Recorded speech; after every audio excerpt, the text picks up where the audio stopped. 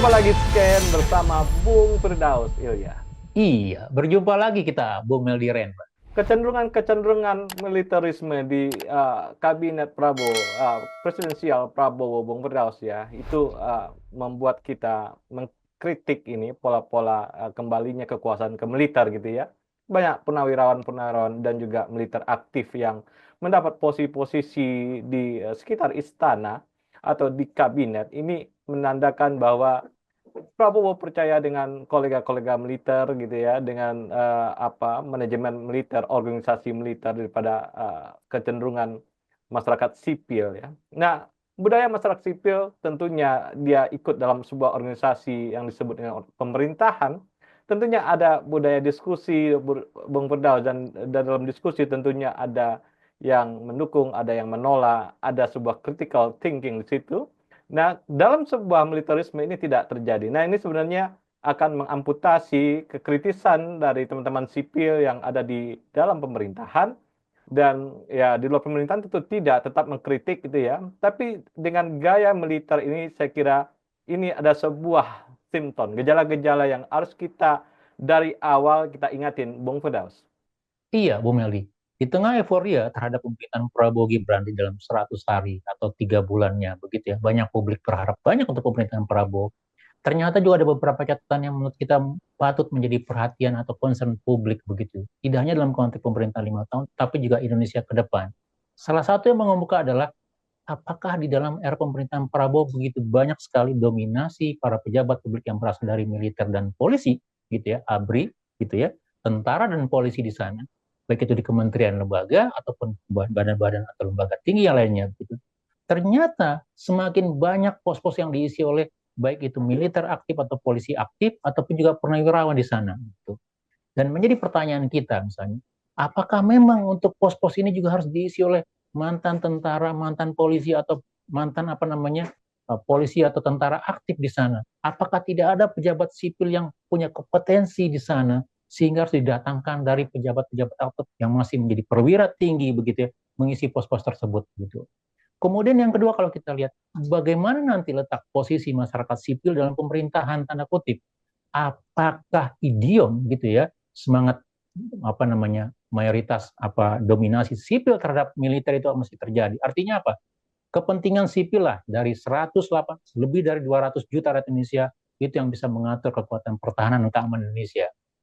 Dan kalau kita lihat ini yang nampaknya menjadi salah satu perhatian kita. Dan jangan-jangan ini terjadi gara-gara misalnya yang seperti Bu Mel dikatakan tadi begitu ya, bahwa ada semacam gaya kepemimpinan di mana ya sekali lagi kalau kita lihat presiden kita yang sekarang Prabowo Subianto adalah mantan tentara begitu ya, maka gaya kepemimpinan yang sifatnya komando itu akan lebih dikedepankan dibandingkan gaya kepemimpinan yang sifatnya dialektika, diskusi, retorika, saling berdebat begitu ya, saling bertentangan begitu tanda kutip dalam perbaikan misalnya menjadi gaya misalnya ya menjalankan saja perintah dari atas ke bawah begitu. Dan kalau itu yang terjadi, bagaimana nanti pertarungannya untuk kepentingan demokrasi, Bu Meli, begitu. Kita tidak lagi punya batasan-batasan mana ranah-ranah yang bisa dikuasai oleh militer, mana ranah-ranah yang dikuasai oleh publik, begitu. Dan kalau kita lihat semua urusan inspektorat atau kementerian tenaga ahli gitu ya, saya lihat dari 48 kementerian, sebagian besar gitu ya, pejabat-pejabat tingginya eselon satunya itu di apa di BKO kan dari tentara atau dari kepolisian begitu. Sehingga kita tidak melihat lagi misalnya bagaimana semacam hegemoni atau kekuasaan dari sipil tanda kutip atas kekuasaan terhadap senjata atau kekuatan Bung Medi. Dan menurut saya ini salah satu yang berbahaya yang bisa menjadi ya baik itu dalam konteks kemunduran demokrasi ataupun juga dalam kemunduran dalam melihat kira-kira memperjuangkan kepentingan dialektika kepentingan publik Bung Medi. Dalam Indonesia modern, Bung Firdaus ya, supremasi sipil adalah sebuah gaya Indonesia sejak zaman sebelum kemerdekaan Soekarno juga supremasi sipil, orang berdiskusi renyah gitu dengan apapun yang terjadi dan orang berdialektika dengan baik gitu ya, walaupun kadang-kadang ada intervensi militer ketika diskusi asik itu terjadi, Bung Firdaus, tapi supremasi sipil ini terlihat masih ada gitu ya. Kemudian program-program itu tidak dibuat dalam sebuah komando dan dimobilisasi secara komando, tetap ada dialektika, ada partisipasi dari masyarakat, partisipasi dari pemangku kepentingan ini yang sebenarnya yang harus kita dorong.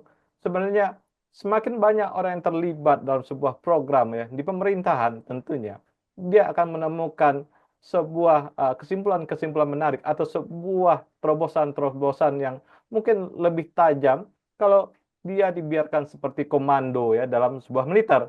Dan dalam sebuah militer itu adalah sebuah proses yang apa yang disebut dengan proses-proses yang perintah gitu ya karena waktunya yang terbatas untuk sebuah operasi tertentu misalnya. Sedangkan di sipil adalah sebuah proses panjang pembangunan dan butuh diskusi-diskusi, butuh kritik-kritik, butuh cara-cara lain yang lebih sesuai dengan persoalan-persoalan yang ada. Dan ini saya kira supremasi sipil akan berbicara lebih baik, Bung Firdaus. Iya, betul, Bu Meldi. Jadi yang perlu kita lihat adalah bagaimana, ya dalam konteks pertahanan keamanan tentu yang menjadi supremasi adalah militer di sana, begitu. Tetapi dengan semakin besarnya peran militer, tentara, polisi dalam kehidupan sipil, begitu, kita akan coba menyeret bahwa institusi pertahanan keamanan atau yang sifatnya menjadi milik untuk negara itu menjadi berpihak dalam kelompok-kelompok tertentu, Bu Meldi. Dan itu berbahaya di dalam konteks kepentingan Indonesia ke depan, begitu ya. Pada satu sisi tentu ini akan menghambat meritokrasi atau perkaderisasi dalam masyarakat sipil begitu dalam sistem ASN atau kepegawaian kita begitu. Di sisi lain gitu itu akan menambah ketidakpercayaan masyarakat sipil terhadap baik itu demokrasi ataupun juga pemerintahan institusi yang ada begitu. Di mana begitu ya bahwa dominasi tentara atau dominasi polisi dalam kehidupan sipil atau pemerintahan sipil begitu ya, itu semakin mengemuka begitu. Dan saya pikir inilah yang harus menjadi sebuah catatan penting gitu ya. Entah itu bagaimana nanti melanjutkan gitu ya, apa namanya semacam ya menyelesaikan apa namanya proses difungsi ABRI yang belum selesai pada era Gus Dur begitu ya, mengembalikan militer pada barak kemudian meletakkan posisi masyarakat sipil yang semakin kuat begitu ya, itu harus diteruskan begitu. Dan pada titik ini juga kita melihat misalnya apa yang terjadi pada Pilpres 2024 ataupun pilkada misalnya di mana sebagian oknum aparat terlibat di dalam kontestasi politik begitu ya, ataupun juga dalam proses pemilihan kepala daerah gitu. Itu yang membuat pilkada atau kontestasi politik kita tidak berjalan secara objektif, secara netral begitu ya. Ada semacam intimidasi atau dorong-dorong kekuasaan yang membuat publik tidak bisa bersuara dengan baik begitu. Dan ini yang juga menjadi salah satu tantangan kita. Kita mengalami kemunduran dalam konteks substansi demokrasi begitu ya. Dan pada sisi lain kita misalnya juga membuat misalnya bahwa mekanisme meritokrasi itu tidak berjalan gitu. Nah, pertanyaan kita misalnya, apakah pemerintahan Prabowo dalam 5 tahun ke depan begitu ya? Kalau kita lihat di dalam awal kabinet pemerintahan kerjanya begitu ya, kabinet merah putih, begitu banyak aparat yang di BKO kan di dalam jabatan-jabatan sipil gitu ya. Apakah ini akan terus berlanjut atau tidak? Atau kalau iya, kira-kira nanti seperti apa relasi antara sipil dan militer yang akan dibangun gitu? Akankah dui fungsi akan kembali gitu ya di dui fungsi militer atau di fungsi ABRI misalnya? Atau kita akan melihat kira-kira semacam kehidupan yang sama seperti eranya zaman Soeharto, Bu Meldi. Dan saya pikir ini sesuatu yang tanda kutip menjadi salah satu yang kita perjuangkan dari dulu gitu ya, tanda kutip begitu ya. Dan tentu ini tidak baik dalam konteks pembangunan Indonesia ke depan, Bu Meldi. Ya, kita harus memberikan kesempatan bagi Prabowo Bung Firdaus ya. Ya, dia walaupun dengan latar belakang militer, dia harus berwajah sipil gitu ya. Sebenarnya wajah sipil ini lah diperlihatkan oleh SBY pada masa pemerintahannya. Walaupun dia ada punya latar belakang militer, tapi wajahnya sipil. Nah, saya kira ini perlu direplikasi atau di Prabowo bisa dipelajari lagi gayanya SBY gini ya sebagai tetap menghormati supremasi sipil dan pada titik tertentu dia menggunakan manajemen militer oke pada tingkat-tingkat yang paling operasional, tapi jangan semuanya menjadi sebuah perintah komando, Bung Frans. Iya, betul sekali Bu Meldi. Apakah nanti pemerintahan Prabowo bisa memposisikan dirinya sebagai seorang negarawan gitu ya, di mana supremasi sipil di atas segalanya begitu ya, atau memang akan kembali ke dalam model watak lama tanda kutip begitu ya.